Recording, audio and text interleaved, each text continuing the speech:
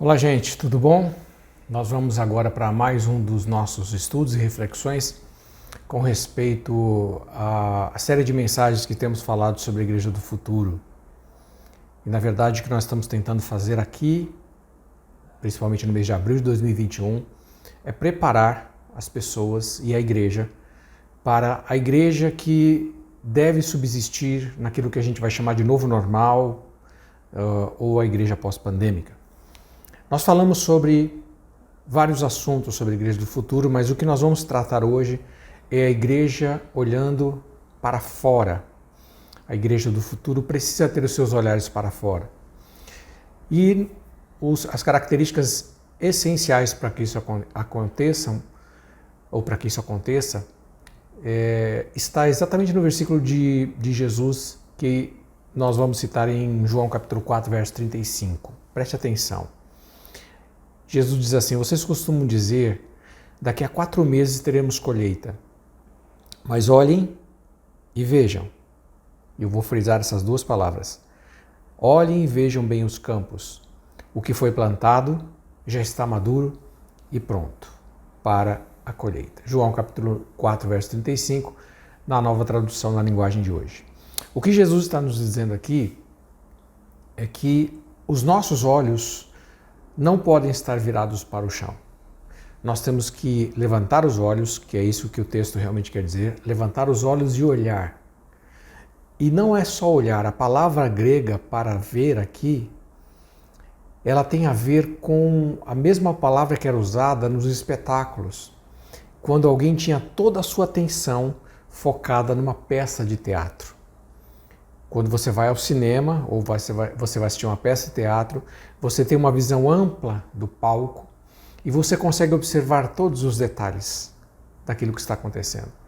E é isso que Jesus pede que nós façamos, que não andemos com os olhos para baixo, a igreja não pode ficar com os olhos para baixo. Isso aqui implica em olhar só para dentro do nosso contexto, mas nós precisamos olhar para aqueles que estão lá fora e nós precisamos ser relevantes. E a nossa mensagem, o nosso costume, a nossa vida precisa ser de tal forma que permita uma penetração na nossa sociedade e então nós consigamos anunciar Jesus. Nós vamos ver um vídeo, só para você ver, e é um vídeo bem engraçado que foi coletado ali do YouTube, para você dar uma olhada para o que acontece quando as pessoas vivem e andam olhando só para baixo. Dá uma olhadinha nesse vídeo.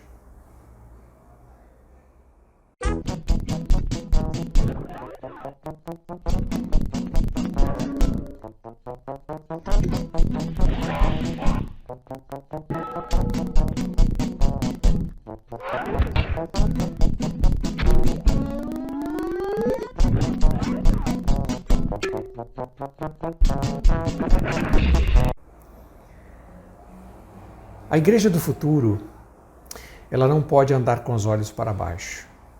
Como Jesus diz, levantar os olhos e observar com muito cuidado.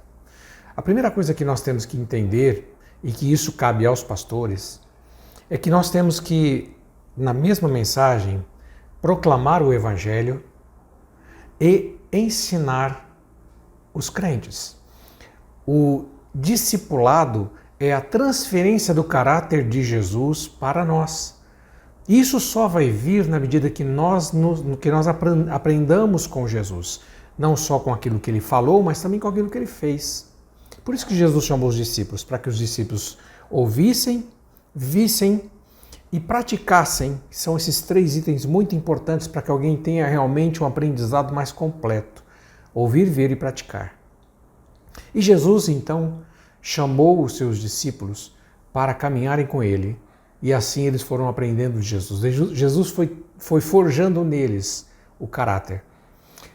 E a mensagem que a igreja tem que pregar hoje, e aqui é lógico que é uma competência de pastor, mas que você também deve avaliar, é uma mensagem que ela contemple tanto o anúncio do Evangelho, a proclamação, ou seja, falar de Jesus, do seu sacrifício, e ela também seja uma mensagem que ensine, que alimente aqueles que já estão. Porque antigamente a gente meio que fazia uma diferença entre a respeito disso. Não, eu vou pregar uma palavra evangelística. E a palavra ia só para esse viés. Agora eu vou pregar uma palavra devocional, então é de ensino. E a gente fazia essa diferença, essa dicotomia. Hoje em dia, e na Igreja do Futuro, a mesma palavra, a mesma mensagem, ela tem que contemplar essas duas coisas. E para nós é evidente que isso é um desafio. Mas você deve pensar nisso também. Porque a tua palavra, aquilo que você vai falar para as pessoas, também precisa estar contextualizada. Então não é só anunciar ou educar, instruir. As duas coisas precisam estar contempladas na mesma fala, no mesmo momento. As pessoas, a mesma mensagem precisa alimentar as pessoas que estão na igreja, porque elas estão lá, elas precisam do alimento. Mas ela também precisa anunciar o Evangelho. E aqui está um grande desafio para a vida dos pastores e para a sua vida, uma vez que você também tem o desejo de anunciar e de falar do Evangelho de Jesus. O segundo ponto importante neste olhar para fora é que a igreja precisa ter uma perfeita relação entre a unção e o profissionalismo. Porque muito se fala a respeito disso. Não, eu vou fazer para Jesus. Se eu estou fazendo para Jesus, é para Ele e ninguém tem nada a ver com isso. Eu estou fazendo o meu melhor. Só que talvez o seu melhor não esteja dentro da tua área. O seu melhor talvez não seja o suficiente. Por mais que você tenha unção, e a unção ela vem do caminhar com Deus, a unção vem do relacionamento com Jesus, a unção vem da leitura da Bíblia, a unção vem da oração, vem do jejum, vem do relacionamento, do caminhar com Jesus. Então, unção é uma coisa meio que obrigatória. Ninguém pode dizer que eu sou ungido de Deus. Não, a unção é obrigatória. A unção, na verdade, a raiz da palavra quer dizer transferência de autoridade, ou seja, quando Jesus transfere a autoridade dele para nós. Isso é unção. Assim como o Pai transferiu a autoridade para o Filho, Jesus fala a respeito disso. Eu tenho a autoridade que o Pai me deu. Isso é unção. Então, a unção e a autoridade virão de um relacionamento perfeito com Jesus. Mas na igreja a gente não pode pensar, principalmente para a igreja do futuro, que é só a unção o fator determinante. A unção, na verdade, é o básico, é o mínimo necessário. Mas nós temos que pensar também no profissionalismo, que é que cada um de nós deve, primeiro, entender qual é a área que a gente vai servir, o que é que eu sei fazer de verdade. Porque às vezes as pessoas assim, por exemplo, querem cantar, mas não sabem cantar. E elas vão cantar e desafiam, vai falar assim, e alguém vai falar assim, poxa, você desafinou, mas eu fiz para Jesus. Esse tipo de comportamento, ele não vale mais. Porque temos que ter excelência. Então, se você descobrir a sua área de atuação, e é evidente que nós temos meios para isso, talvez muitos de vocês já tenham feito testes de dons e ministérios, você deve fazer para Jesus o melhor naquilo que você foi chamado para fazer, naquilo que você sabe fazer. A gente gasta muito mais energia quando a gente tenta fazer alguma coisa que a gente não foi chamado para fazer. E a gente gasta energia, a gente se empenha e ainda não faz bem feito. Então, a unção e o profissionalismo, buscar realmente qual autoridade que Deus me deu em que área, e a partir do momento que eu descubro, eu preciso me profissionalizar. O músico precisa ensaiar mais, precisa fazer cursos para aprimorar a execução do seu instrumento.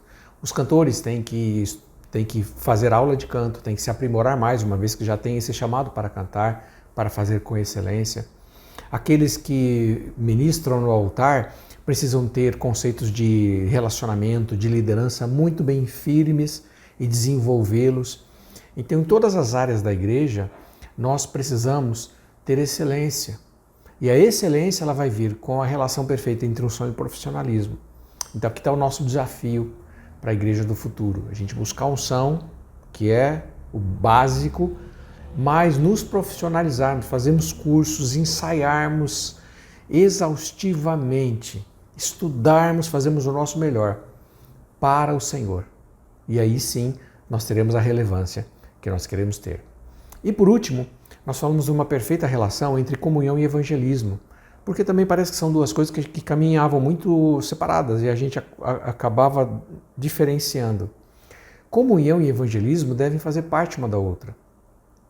O que você está fazendo agora, participando de um pequeno grupo, um grupo de afinidade, já é uma forma de estabelecer o que a gente chama de verdadeira comunhão. A verdadeira comunhão ela não acontece no culto público. É impossível. Talvez esteja alguém do seu lado que Você está lá adorando a Deus, louvando ao Senhor, olhando para os céus. Talvez alguém do seu lado que esteja com a mesma posição, mas o seu coração está triste, ele tem uma necessidade, ele está passando por dificuldades e às vezes nós não conseguimos perceber isso. E por quê? Porque não dá para você conversar no meio de um culto. Você está ora louvando, ora você está orando, ora você está ouvindo a palavra. E às vezes, quando podia, tínhamos aquele cafezinho que era o máximo, mas sempre era rodeado de várias pessoas. Se você tinha que falar com alguém, era aquela coisa muito rápida. Então, assim, a verdadeira comunhão, ela acontece no grupo pequeno. É aí onde você está. É compartilhando com as pessoas, é ouvindo, é falando das suas necessidades, é orando uns pelos outros, um ajudando o outro. Aí no pequeno grupo é pequena comunhão. Então nós temos que entender que o pequeno grupo ele tem que ter a igreja precisa ter esse entendimento que o pequeno grupo de fato é o lugar da comunhão. Só que ele tem um limite. Qual é o limite dele? O evangelismo. Um pequeno grupo não pode simplesmente focar na comunhão e esquecer que ele foi projetado para anunciar Jesus. Por exemplo, existe uma brincadeira entre os pastores que é chamar grupos que focam exclusivamente na comunhão e viram panelinhas. Nós chamamos de grupos que têm uma doença chamada koinonite. E aí é lógico que vem da palavra koinonia, que no grego quer dizer comunhão, que é a doença da comunhão. A doença da comunhão é quando a pessoa se reúne e ela se fecha. E o grupo volta-se para si mesmo. O grupo volta-se para os interesses, apenas os interesses dele. Uma vez que todos foram satisfeitos, o grupo não é mais aberto para outras pessoas. Então, quando o grupo pequeno perde o foco de olhar para fora e de que ele tem que usar essa comunhão para trazer e agregar pessoas, e o grupo que tem que ter esse pensamento de estabelecer a comunhão, crescer, ou seja, trazendo pessoas para dentro desse grupo e multiplicar. Grupos pequenos não podem passar de 12 pessoas, de 14 pessoas no máximo. Porque até as nossas casas, a maioria das nossas casas não comporta um grupo assim de pessoas. Então quando chega a 14, 15 pessoas, já está na hora de fazer uma multiplicação. Não é dividir, é multiplicar. Um grupo permanece aqui, por quê? Porque o foco é manter a comunhão, e nós liberamos metade daquele grupo para ir para outro lugar, para que mantenha a comunhão, para que esse grupo possa trazer de novo novas pessoas e se encher para multiplicar novamente, e o grupo que saiu vai fazer o mesmo exercício. Então é isso que a gente tem que entender. Se um pequeno grupo, se esse grupo que você está se reunindo, se você se fechar dentro dele e perder o foco, o que nós vamos ter que fazer? O que a gente faz com doença? A gente quer exterminar a doença. Se um grupo adoece, a gente tem que parar com o grupo, porque ele não está mais servindo para o propósito. Ele adoeceu. Então é importante que você entenda isso. E essa foi a mensagem que nós pregamos no domingo passado. E aqui, nós vamos fazer aqui um pequeno exercício que eu gostaria que você pensasse agora. Para o nosso quebra-gelo, tá bom? Responda essa pergunta, para que todos possam compartilhar. Quais as coisas que apareciam nos filmes futuristas, quando você era mais novo, que você olhava nos filmes futuristas e que você falava assim, talvez isso nunca vai acontecer, e que hoje acontece, e que hoje é uma realidade. Eu vou te falar de uma. Eu assistia filmes muito antigos, de 60, filme de 70, 1970, em que as pessoas tinham um reloginho que ela abria e era um comunicador. Ele se comunicava através do relógio. Aquilo era uma coisa extremamente futurística. Hoje já existe. Hoje os relógios, aquele smartwatch, ele já tem, se você clicar, você pode discar, pode falar Hoje já existe. E naquela época falava assim, isso é uma coisa impossível. Mas hoje é perfeitamente possível. Quais coisas que apareciam nos filmes futuristas e que hoje são realidade? Fala a respeito. E eu quero aqui deixar 3 perguntas para todos compartilharem, tá bom? Todos vocês eu gostaria de compartilhar, que falassem um pouco a respeito. Primeiro, qual é o conceito que você tem sobre ser discípulo de Jesus? O que você acha que é isso? Compartilhem. Segunda pergunta, o que cada um pode fazer para ser melhor ou para servir melhor na igreja, na nossa igreja mesmo, aqui na Monte Calvário. O que você sabe fazer de melhor e você poderia usar esse melhor para servir dentro da igreja? O que cada um pode falar a respeito? Terceira e última, como você acha, ou como vocês acham, que a comunhão entre as pessoas da igreja pode de verdade anunciar Jesus? Vamos pensar e refletir um pouquinho a respeito destas questões, tá bom? Desde já agradeço. Tenham uma boa reunião em nome do Senhor Jesus. Deus abençoe você e fique firme neste grupo. Pense sempre, grupo amadurecer, estabelecer relacionamentos, crescer e multiplicar. Vamos sempre guardar esta ordem das coisas. Tenha uma boa reunião e Deus abençoe o seu dia hoje.